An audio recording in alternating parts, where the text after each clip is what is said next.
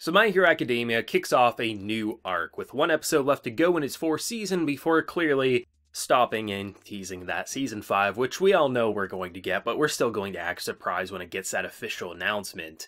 And this week's episode and new arc is one that I've heard a lot of interesting things about, and personally everything that I've heard about Endeavor and what goes on in this arc, to me, sounds like amazing content. So I'm incredibly excited to see what's going to happen.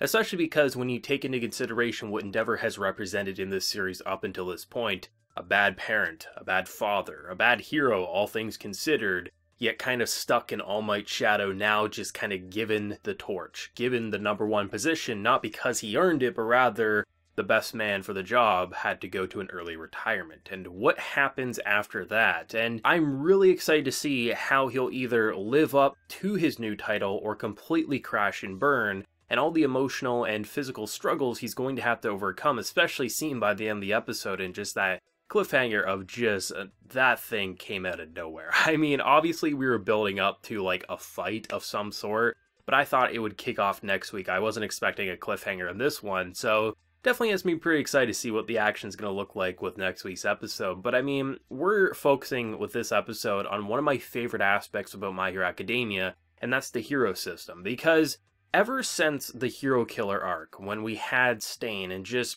that content, that was the turning point for the anime, in my honest opinion, where good anime became extremely exceptional, where you're starting to see things through different sets of eyes, where you're like, yeah, I disagree with your methods, but I kind of understand where you're coming from, because the idea of fame and popularity, this kind of like celebrity culture applied to heroes who are supposed to protect and serve, it's understandable why there would be some negativity thrown towards a system that pretty much idolizes the people who are just trying to protect them, and some really play up to that, honestly, fetish of just wanting to be worshipped, not really do their job. And to me, it's always been a 50-50 split. I mean, before the Hero Killer arc, I was 100% okay with what was happening, and then I saw that, and then I kind of got to the middle. And I've kind of stayed in the middle. Sometimes I lean more towards, thinking the system's fine, and then others I think it's a little too corrupt. But at the end of the day, I still feel in the middle, especially even with having this like ceremony where they're basically announcing the top 10 and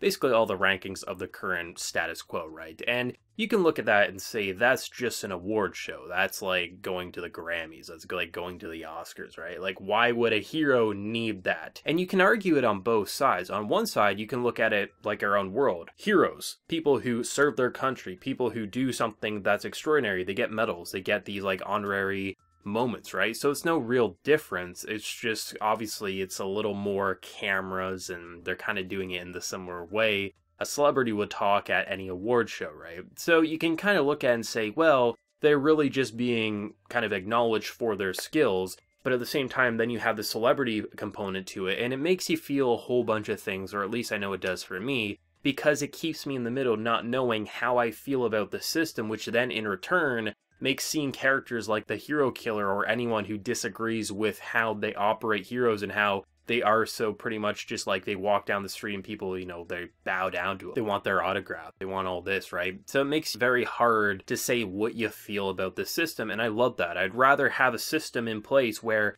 I don't really like it and I don't really hate it. I'm kind of in the middle where I can see the pros and cons to it, because then if you have an antagonist that gets brought up because he completely dislikes how people are being worshipped, it then gives you an easier way to understand where they're coming from while still wanting to put them down, because you don't want to see them hurt people just because they dislike that some heroes are basically celebrities who care more about fame than they do about protecting and serving the people. And that entire moment kind of like building up, going through all the heroes, I thought that was absolutely fun. I mean, just seeing new heroes in My Hero Academia is always fun. Like, we had a washing machine in this episode. Like, that's the type of stuff you can have by just having montages of who's like the best heroes or who's some of the heroes at this event. And it was interesting how going down the line, you're just seeing characters who either we haven't seen before, haven't seen in a while, like Best Jeanist and things like that, how he's doing damn well. And if we were going by approval numbers, he would have been #1 without even having to show up there because of everything that he's done. And it's quite interesting what Hawks does in this episode. Hawks is a character I did not expect to like. I thought,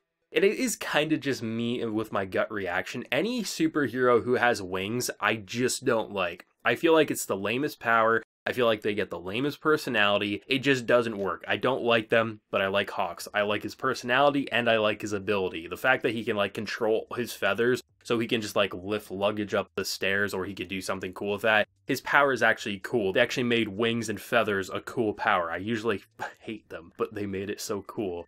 But his personality, I dig. He owns what he is. Like, he's not someone who shies away from it, where, like, a lot of those heroes would try to argue, like, hey, I don't want an easy life, or I don't actually want the fame, but they really do. For him, he wants to live a life where the world is so at peace that he can go day by day complaining that he has nothing to do. For him, a perfect day is walking down the street, doing a couple of things, smiling at some people, and then going to bed. He does not want to be the #1 hero. He's now #2. He doesn't want that. He wants 20th, 30th place because he wants to kind of live that leisurely life. And, I don't disagree with him. I think in a world seeing what just high school students have had to deal with, it's understandable that, you have an ability. So obviously it makes you the perfect fit for the job, but you're really, really hoping someone like Endeavor will actually be the #1, and you can be maybe his, voice in the sidelines, the person who can basically be his publicity. He can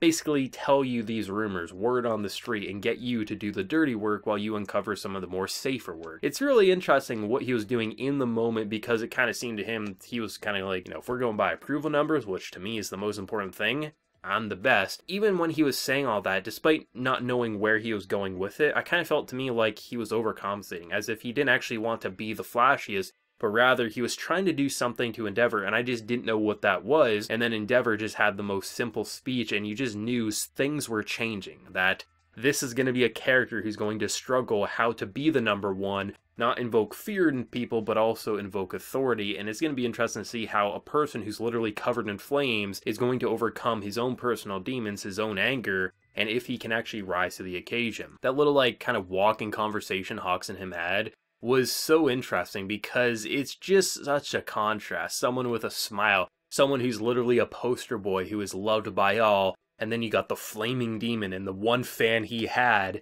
thinks he's so trash because he wanted to give him an autograph because he was being too soft. Like, this man can't catch a break, and he doesn't deserve to catch a break, at least as of right now. But I'm really interested to see how they're going to take his arc and what he's going to do to either prove himself or overcome the things that he's done wrong in his past, and that's going to be quite interesting. But I mean, ending the season with a giant fight, I'm not going to be complaining, but I've never watched My Hero Academia simply for fights. The reason I love arcs where you can have a school festival or you can have just the simple downtime is because it's the characters and how they're written and their personal stories. And honestly, any character, even if they're not my favorite character, even if I've had no love for them up until that point, if you give them the spotlights like Hawks, I'm going to say, you know what?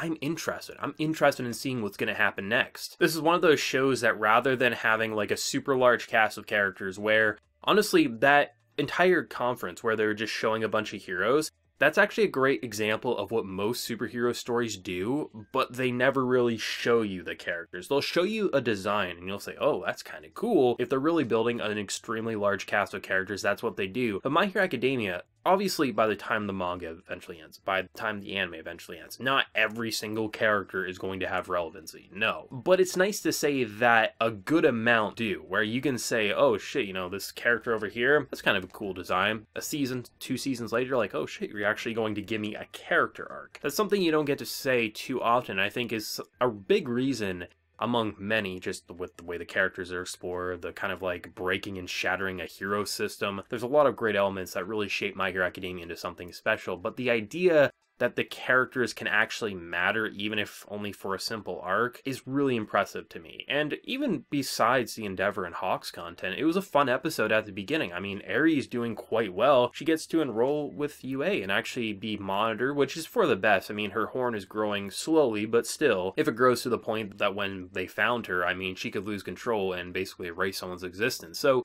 it's nice that not only is she going to have a normal life where she'll be able to have friends and the people who saved her and have loved her are actually going to look after her, it should, in theory, over many, many, many years, allow her to at the very least control her ability, if not use it, and if she ever can use it, will be able to repair a lot of damage done to characters such as Togata. And that's going to be really cool to see what they're going to do with that. And then the whole idea that they bring back the Pussycats and how it's just interesting how characters I completely forgot about, did not think about them at all. They bring them up, I'm like, oh yeah, I liked you guys. How have you been? Oh shit, yeah, you guys went through a lot of shit. Okay, you're smiling and you're okay? Alright, let's see what's gonna happen next. I do like that about this show, that rather than, yeah, not every character is going to be relevant every single arc, but even when they reintroduced, they had such a memorable impression on you that you're immediately like, I'm glad I see you again, just because you have such either unique personalities, unique character designs, or the arc that you left me off on